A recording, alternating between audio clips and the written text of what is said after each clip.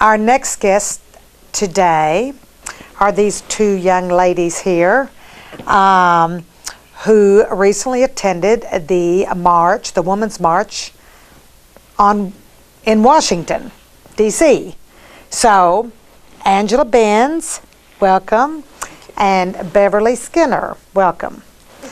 So, well, you ladies intrigued me when I talked with you recently, and you, in our discussion, you mentioned that you all were going to D.C. to the march.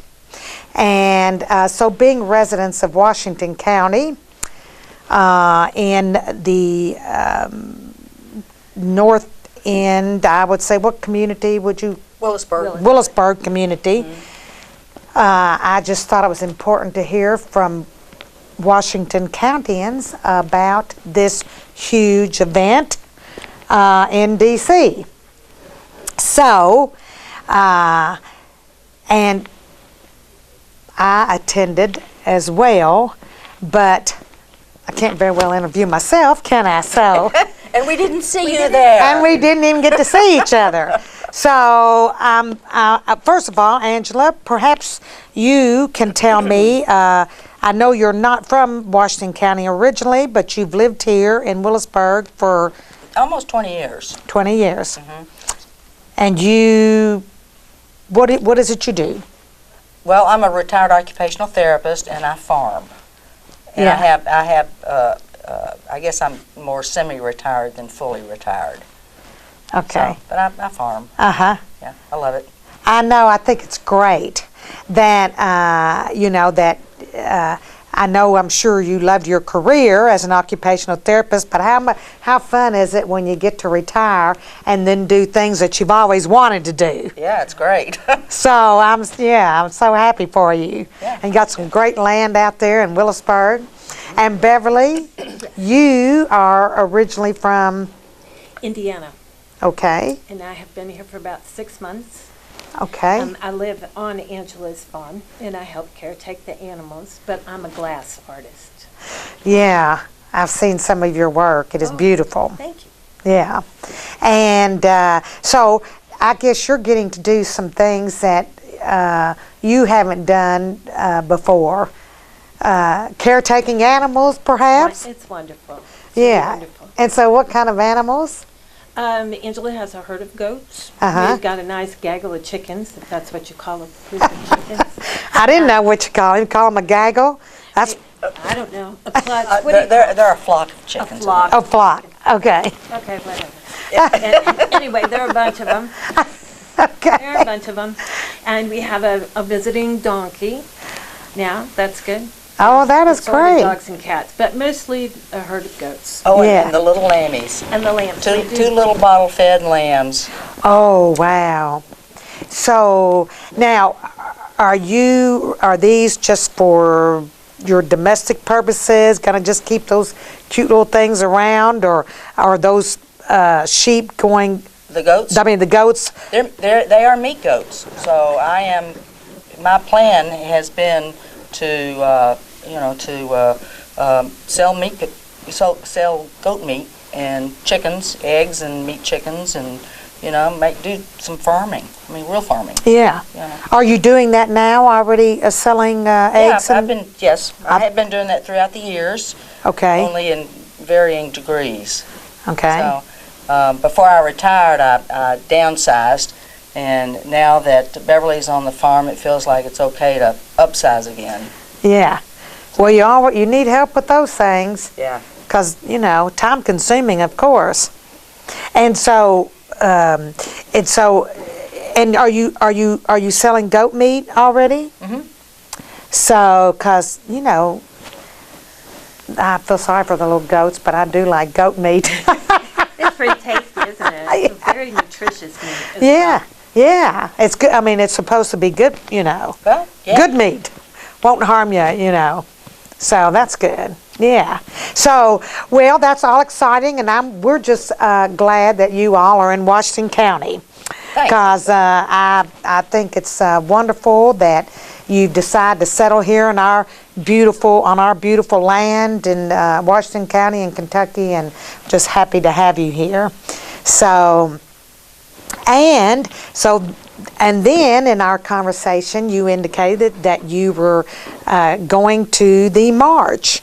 And, of course, I don't know how many people ended up, women, or, of course, there were a lot of men there, too. And that was really good to see in support of women. And of course, well, you all are going, you tell me about it. The crowd was enormous. You could stand in the middle of the street, and if you were not jostled too much, you could look down one side of the street and watch people go all the way up the hill. You could go and watch people go down another side street, and all the side streets were full. My group never did get close to where the speakers were, so we missed all the speeches. You took a bus up, right? Yeah, we took the bus up. From where did the bus? We got a bus in Louisville. It was specifically for the march. Okay. So we caught the bus in Louisville.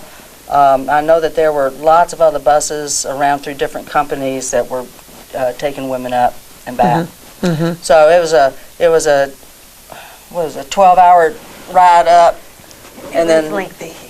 It was lengthy, yeah, and it was not the most comfortable thing to do, but the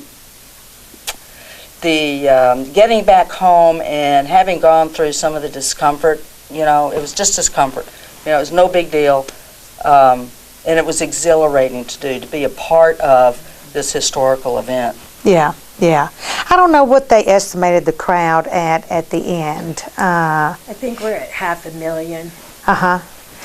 Oh, you mean for that one? Just for DC. Washington. Just for Washington, D.C. And, of course, we know, I think, I don't know, millions maybe, or by the I time? heard 3 million. 3 million? Worldwide, yeah. Was it worldwide? Yeah. 3 million? 3 million worldwide, yeah.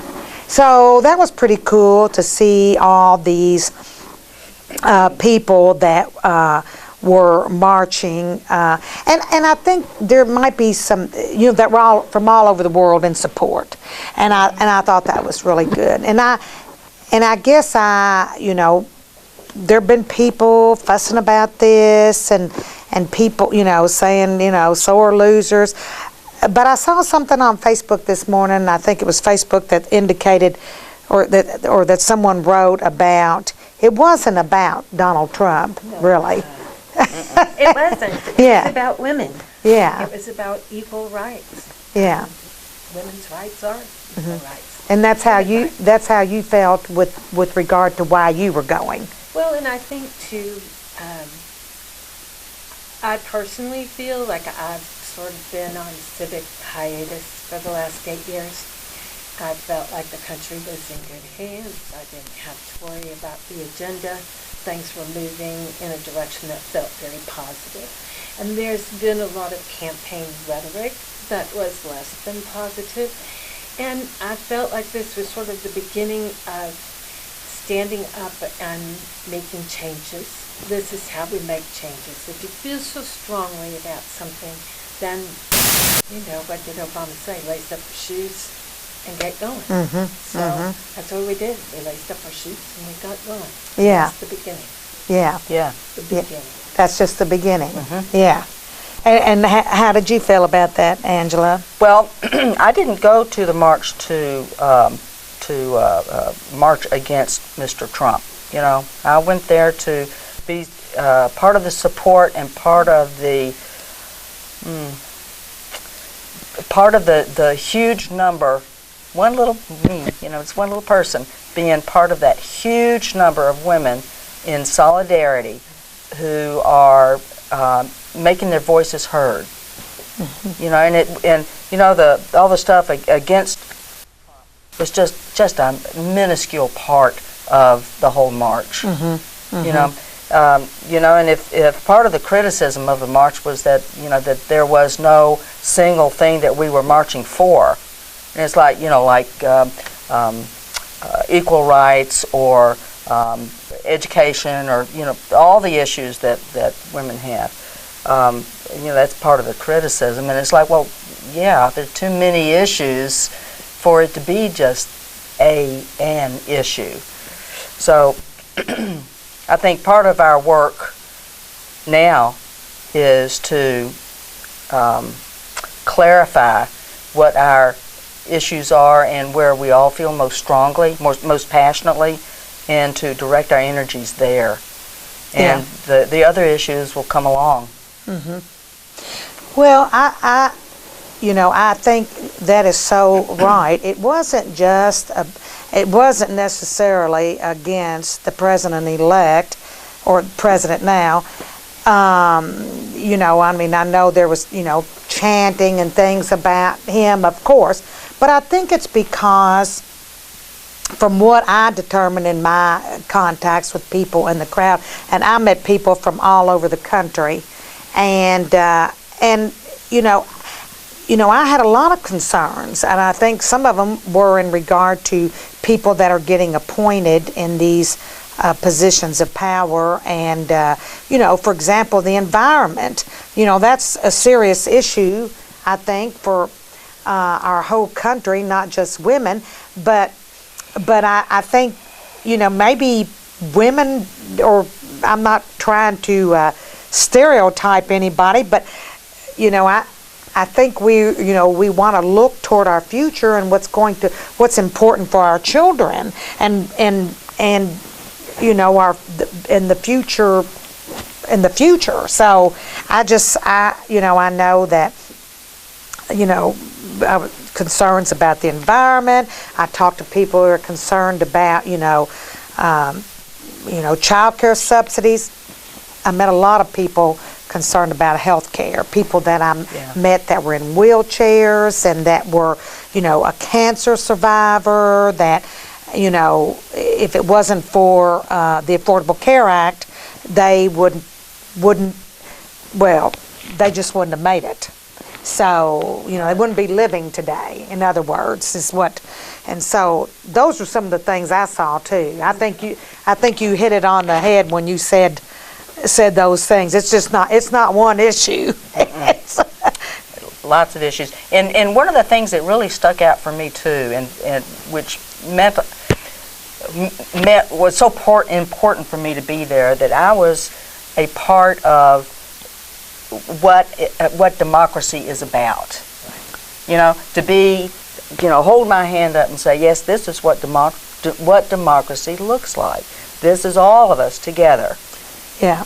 Making a statement, making our voice heard for democracy. Yeah. That's what we are. Yeah. Yeah. It was a wonderful thing to experience, wasn't it? Oh, it was. It's really overwhelming. And so you were saying that you had, I suppose you had never participated in anything like that before? Or? Well, I don't think anybody's participated in anything like that. That was huge. Yeah. That was huge. I think they were saying it was the biggest one ever. Ever March, So, and so did you get the opportunity to talk with, probably just your own busload of people? Good busload, but there was a group of 10 of us who got together and went, and so navigating 10 from our county? No, 5 from well, actually, there were other folks from our county who went that we ran into while we were up there. Amazingly, we ran into some folks. That's unbelievable. Yeah, that was unbelievable. But, our group was 10 people, half of us from Indiana and half of us from this part of Kentucky. Okay. Yeah. So that was enough of a challenge right there. Was just staying together. Sure that everybody stayed together and navigating that huge crowd. Yeah. You wouldn't want to get lost there. No. Well, my daughter, I was with her, who she lives up in that area, and 2 of her friends, and my sister came, and we got separated from them. And so we didn't see them, but we had already decided on a meeting place, luckily, so that we didn't, we could meet up later. So that worked out, yeah. But yeah, and so you didn't get to see the speakers either. No.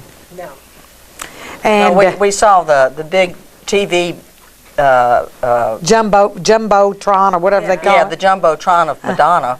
Yeah. That's as close as we got to any sort of speakers. Yeah. I would have rather heard the speakers. Yeah. You Would have would. been good. Yeah. I got to hear some of them, but only on the Jumbotron. Yeah. And that was okay. You know, I mean, I could hear them well where I was, luckily. But some of the speakers maybe, you know, Madonna might have been a little much on some of her. Well, she's Madonna. I know it. I know Yeah. it. Madonna can You know, get away with it. And the crowd that was around me, you know, when she said, you know, she was talking, you know, she said something about burning down the White House, you know, and the women around me just kind of looked, oh, no, as if we don't have enough criticism. And then, That's exactly right, because that was one of the first things that I heard when I got back, was all about Madonna. And it's like, you don't understand. It wasn't this much of a huge thing. It was really nothing yeah, compared to the whole event. yeah, So, yeah, kind of falsely zeroing in on that. That's not. yeah, that's not what it was even about. No. Yeah, No. but it sure didn't help matters. No, it didn't. No, it didn't. I mean, have you had criticism? I mean, seen criticism about the march and about, and so how do you feel about? I've heard confusion, you know, from folks that I used to work with, okay, about what they just don't understand the whole purpose of it, of the march. And you know, these are women who say that, and it's like, I don't understand why you don't understand. Yeah. Well, you know, that does strike a chord, I think. You know, there are obviously, you know, plenty of women that don't understand. And, I mean, so try to help them understand. Give me a little example. Give you an example of of how it is that, you know, why you think it was important, and maybe something that somebody that doesn't understand might help them to understand.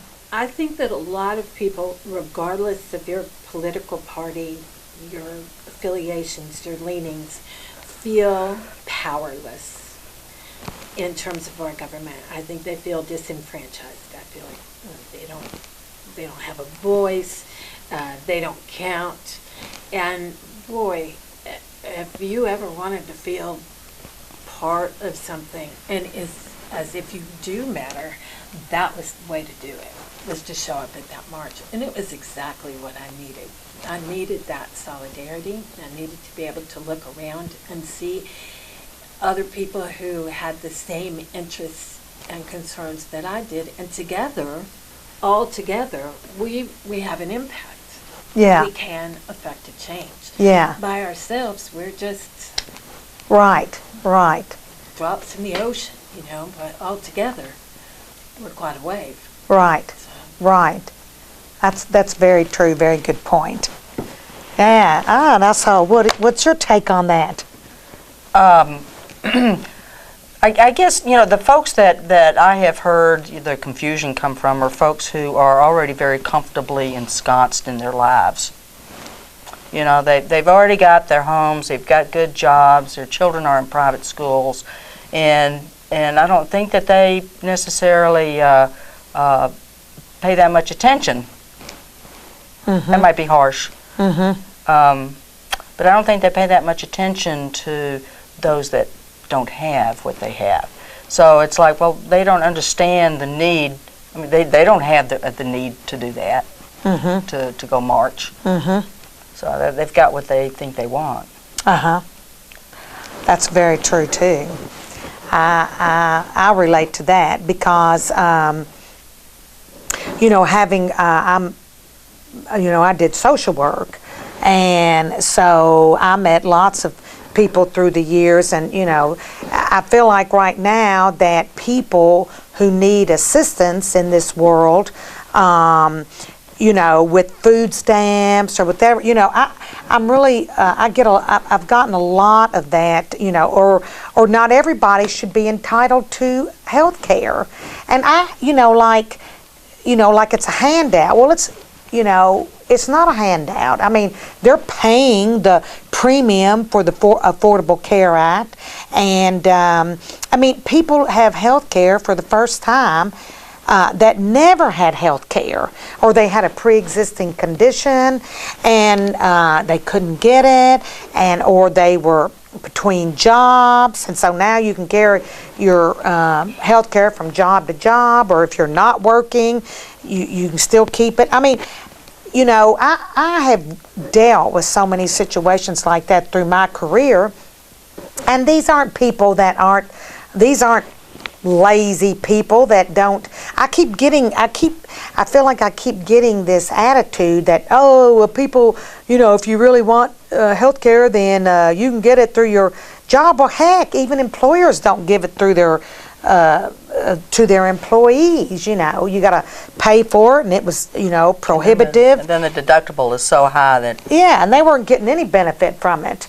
And to me, there were a lot of those issues. You're exactly right for that because I see people that can't afford health care, and they're not lazy, and they're, because like I said, I keep getting, it's like there's all these lazy people out there that, and then, and I see people that, struggle with, like, single moms that want to work and that can't afford the daycare. So, I've been hearing all these things about daycare cuts. I mean, as if it's impossible to get now. I know lots of working women who, don't qualify because they're above that poverty line, but it's not enough. I mean, they can't make ends meet from month to month, paying their child care and trying to work full time.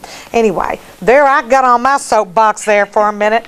Sorry about that, but those are issues that are important to me, and I think they're issues that are important to women. And Angela, you might have a point. Maybe the ones that don't understand what went on are people that are comfortable and don't really, Except that when you look at the actual economics of that kind of thinking, that's expensive thinking. Because people who don't have health care wind up in emergency rooms. And what happens to that? They can't pay for emergency care. So then what happens? Do they file bankruptcy? That's the other thing that was happening prior to the Affordable Care Act. A lot of bankruptcies because people could not afford the medical care that they had gotten. They were consumed by bills. Well, bankruptcies don't just affect the person who went bankrupt. That gets spread all the way around your community. So it's really actually very short-sighted to think that you're comfortable and everybody else is just on their own. Sooner or later, that's going to be expensive. Yeah. So it's kind of like what affects, I mean, we were talking earlier with Morris Manning and his little stream by his house and how that goes into the next creek, and that creek goes into the river, and the river goes into the ocean. So in other words, everything that happens with one person ultimately affects everybody. I think that would probably be the only place that trickle-down actually works. Yeah. Yeah, good one. I've been saving it. Yeah.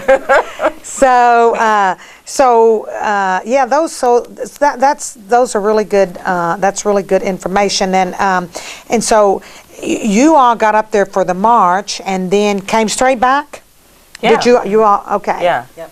So you all slept on the bus coming back? Yeah. So it was a 36-hour there and back for us. And then you were in that march all day. Yeah, we figure we covered about 7 miles. Yeah. Right around 7 miles. Yeah. Yeah. And that's a lot. That's a lot for a person who's as sedentary as I am. It was hard on everyone, not just you. It was hard on the youngins, too. Yes, it was. Yeah, yeah. And throughout the whole thing, people would talk about their feet hurting, but nobody got crabby about it, and there were no bad feelings. Everybody was still uplifted. And it was amazing. Yeah. That the positive energy that, the men that were there, who I experienced also, I think they were enjoying all this feminine energy also, in terms of just being there, But the energy, the feminine energy, I guess I want to say that it's the feminine energy. It was the women, that positive energy, that let's take care of each other. We're not going to say anything bad about each other. We're going to make this a very positive, uplifting event, and it was. Yeah. No police involvement. The police were great to us. Yeah. And the National Guard was there, and all the D.C. Paid employees. They were all there, and they were just as kind and helpful as they could be. Mm-hmm. There was nothing antagonistic. Right. There was not one incident. Nope. No arrests. Nothing. No arrests. Nothing bad happened to anyone. And when we got back early Sunday morning, and so our little group decided to go have breakfast before we went any further, and there was a great deal of discussion as to whether or not we would do that again on that bus. And I think if it was important enough, and that was the only way to get there, we would. But the best part was we finished lunch, and we had all been talking about the march, and we were putting our coats on to leave, and one of the wait staff in the restaurant came over, and he said, "Did you all just come back from the march in Washington?" And we said yes, and he said, "Thank you." Oh. Yeah. And that made me want to just get back on the bus and go do it again. Wow. It was big. Yeah. And it wasn't, like you said, it wasn't easy. It was a pretty tough day, because it was, crowded and it was hard finding the restroom was very difficult. And then you'd stand in line forever.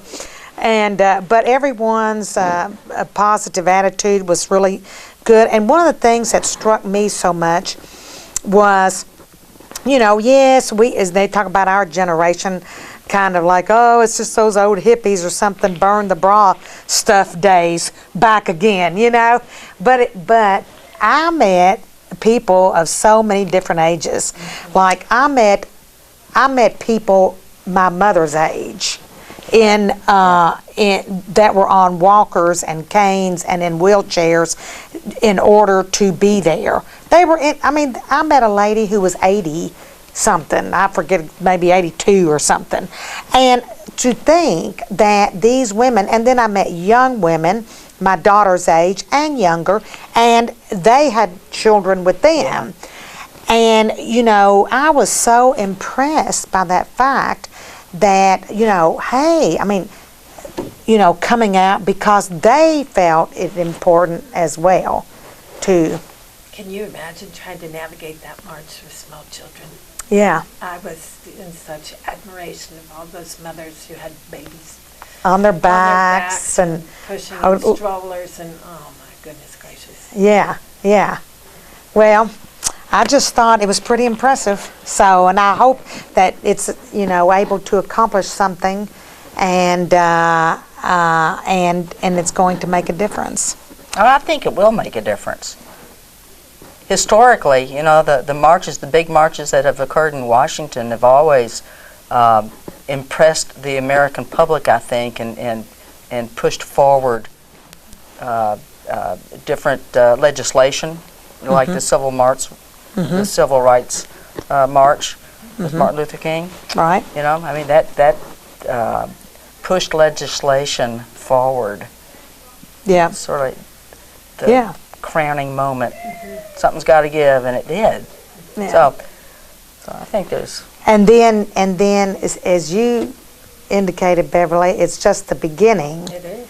So our work's cut out for us in regard to contacting our legislators and our congressmen and letting them know how you feel. feel. But I think our work is also cut out for us in learning how to talk and listen to one another, like you were referring to people making the assumption that people were just lazy and on the dole. Well, you need to get out of your house and talk and meet these people and find out how to have that kind of dialogue so that we can talk with one another and it's a safe conversation. Nobody's going to yell. Nobody's going to have hard feelings. We've got to find the language to do that. And I think that's a huge challenge. Yeah, yeah. I think that's a wonderful idea. Maybe we can find a way to do that in this community. I think that might be a project. So I have a couple ideas like that. I think that's something we're going to have to think about. Yeah. So I appreciate you all being here today, and I appreciate you being at the march and making a difference in this world, Angela. Thank you, Lisa. Beverly. Thanks so much. I look forward to seeing you in the future. Yep, I'm sure you will.